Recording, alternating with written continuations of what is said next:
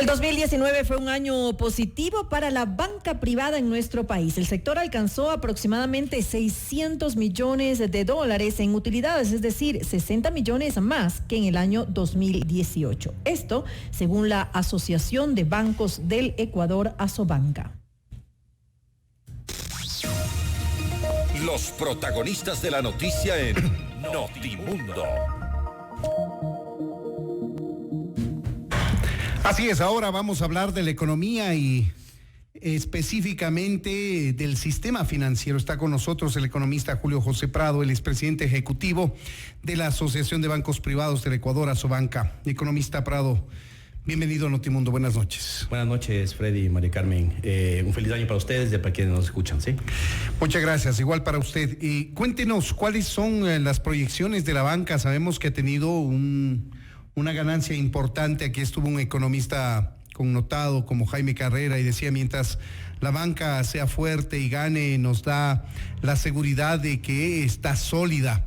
¿Qué proyecciones tiene la banca para este 2020? Sí, muchísimas gracias por la pregunta, por la entrevista. Creo que tenemos buenas noticias al cerrar el año 2019, porque al iniciar el año 2019, teníamos unas proyecciones bastante negativas y pesimistas con respecto a lo que podía pasar en la economía en general y específicamente en el sistema bancario. Ahora, justamente sobre eso le quería consultar, ¿por qué el 2019 fue un año positivo para la banca a pesar de que vivimos un año complicado en el ámbito económico? ¿Cómo se puede explicar eso? Voy a eso, ¿no es cierto? Y muy rápidamente. Iniciamos el año con una tasa de crecimiento de depósitos solamente del 2%.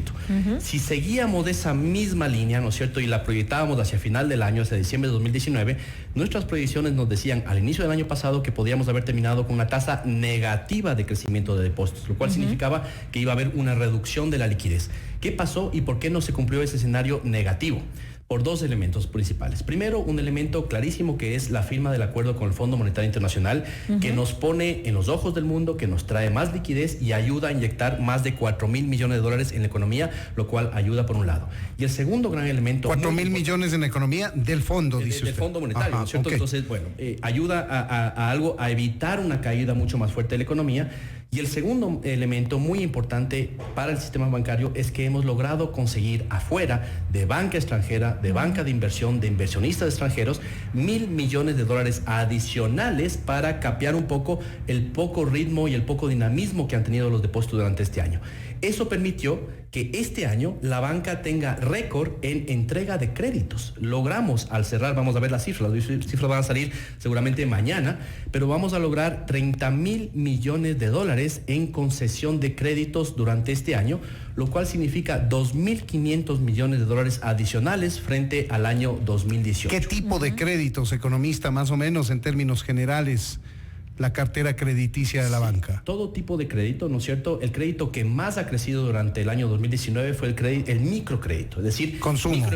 Microcrédito, microempresarios, créditos dedicados a la producción. Dedicados a la producción de los microempresarios, aquellas personas, ¿no es cierto?, que tienen microempresas, recibieron el año pasado, para las pymes, microempresas sobre todo, recibieron 2.000 millones de dólares durante el año anterior. Y la tasa de crecimiento de ese crédito fue del 16%, cuando el promedio de crecimiento del crédito fue de alrededor del 9%, es decir, creció mucho más que el promedio. Eso es importante. El segundo rubro que creció definitivamente es el consumo, ¿no es cierto? El crédito de consumo, la tarjeta, el crédito de consumo, ¿no es cierto?, para todo tipo de temas, creció en alrededor de un 14 a 15%. Estamos por ver las cifras definitivas. ¿Y el monto más o menos de cuánto? El monto debe estar en alrededor de unos 8.000 millones de dólares, ¿ya? Con lo cual, sigue siendo el sector productivo, ya sea micro, grande empresa o pequeña empresa, la que recibe el 65% del total de los créditos que destina la banca. Si bien ese 35% del sector de consumo, que también es muy importante porque si no se caería la demanda de las personas hacia las empresas en el Ecuador,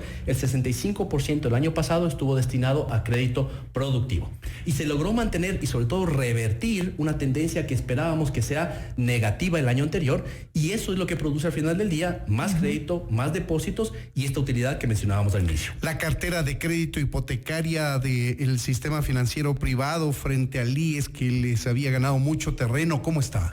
La cartera hipotecaria está complicada, es uno de los sectores que está, podemos decir, en recesión incluso en la economía ecuatoriana. Es un sector que tiene una tasa de crecimiento del crédito de solamente el 3%. Frente al microcrédito que decíamos 16, al promedio que está en alrededor del 9, es el sector que menos demanda de crédito nos está haciendo a los bancos en el Ecuador. Hay oferta, pero la demanda de crédito no está ahí. ¿Qué está pasando? Que los constructores, los inversionistas están a la espera de reactivación en el sector y todavía no se ha visto esa reactivación y esperamos que este año sea el año de la reactivación de la construcción. El desembolso más o menos en dólares en cartera de crédito hipotecario. Sí, le puedo buscar en este momento, Freddy, y la vemos. La cartera bruta, como le decíamos, estamos en 30,000 millones de dólares. Uh-huh. En la cartera de vivienda estamos en 2,300 millones de dólares desembolsados hasta noviembre de este año. Habrá que cerrar con diciembre. Pero es bajo en realidad. Es bajo dentro del total, ¿no es cierto?, de lo que se hace, pero si tenemos en cuenta dentro de la banca, son 2,300 millones de dólares, ¿no? Evidentemente, ojalá pudiéramos entregar mucho más. Y eso no solo depende de la oferta que hagan los bancos, sino de la demanda. Y tenemos varias estadísticas que ha presentado en las últimas semanas el Banco Central que nos demuestran que el sector que menos demanda está haciendo hacia los bancos de crédito es el sector inmobiliario hipotecario. Ahí hay algunos temas que se están haciendo, hay el tema de vivienda de interés público, vivienda de interés social, que es un proyecto público-privado con el gobierno, con financiamiento de la CAF, del BID, del FMI, y esperamos que este año eso pueda definitivamente despegar, ¿no?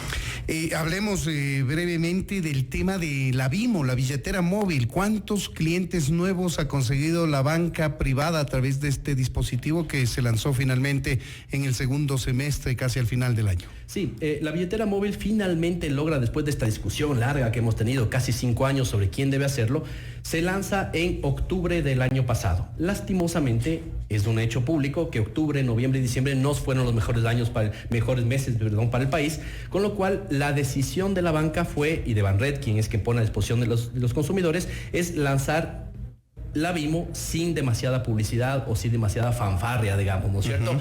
A pesar de eso, en los 2 meses y medio, casi 3 que está en funcionamiento la billetera móvil, hay 75,000 cuentas ya abiertas y se está comenzando a transar. Según nos ha informado Banred, quienes básicamente van a operar este sistema, así como operan el sistema de cajeros automáticos en el país, ¿no es cierto? Este año, los bancos y propiamente también Banred van a comenzar a hacer educación financiera, promoción, para que no solo estemos en 75,000 cuentas en 3 meses, sino que podamos hacer transacciones, pagos y una serie de otros temas, y esto se convierte en un ecosistema de pagos que es lo que queremos, ¿no? Tasas de interés siempre son de interés, cabe la redundancia en este caso, de los ciudadanos, especialmente aquellos que están bancarizados.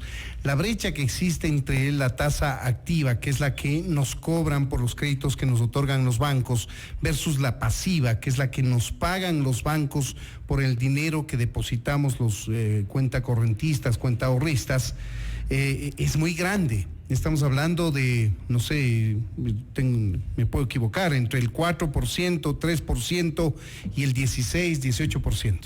Sí, en este caso lo que hay que tener en cuenta es que las tasas de interés tienen un techo, pero las tasas pasivas, ¿no es cierto?, las tasas que le paga el banco a una persona que va y ahorra dinero en un banco, no tienen ningún techo. Y ahí hay una variación importantísima. En una época como esta, en la cual tenemos muy poca liquidez, los depósitos crecen poco y estamos en una recesión, la tasa pasiva, y si me permiten les voy a enseñar a ustedes, no sé si se verá en la cámara o no. Sí, se va a ver, para eso es. La tasa pasiva, que es el valor que pagan los bancos a los depositantes, ha venido creciendo y hoy por hoy está en su nivel más alto de los últimos 5 años. Los bancos están pagando hoy en promedio 6,3%. Eso es depósitos a la vista. Depósitos, no, esos son depósitos, digamos, a largo plazo. De cuentas de ahorros. Hasta un año. No, en cuentas de ahorros es menos y en cuentas corrientes no se paga plazo interés. Fijo, claro, entonces. Plazo fijo, es por inversiones. Entonces, esa es la tasa de la que estamos conversando, ¿no? Y esta es la tasa que está remunerada. Entonces, ¿qué es lo que están tratando de hacer los bancos? Y es importante que lo entiendan la ciudadanía. El dinero de los bancos claramente no es de los banqueros, es de todos nosotros que los ponemos a buen recaudo en la banca. Y lo que hace el banquero es prestarlo a una tasa de interés adecuada. En un año complicado como este, el 2020 y el año pasado, hay que tener muchísimo cuidado en captar recursos suficientes y prestarlos en forma adecuada, de forma que podamos recibir otra vez, ¿no es cierto?, ese dinero en forma adecuada. Que pueda rotar el dinero. Pueda rotar rápidamente.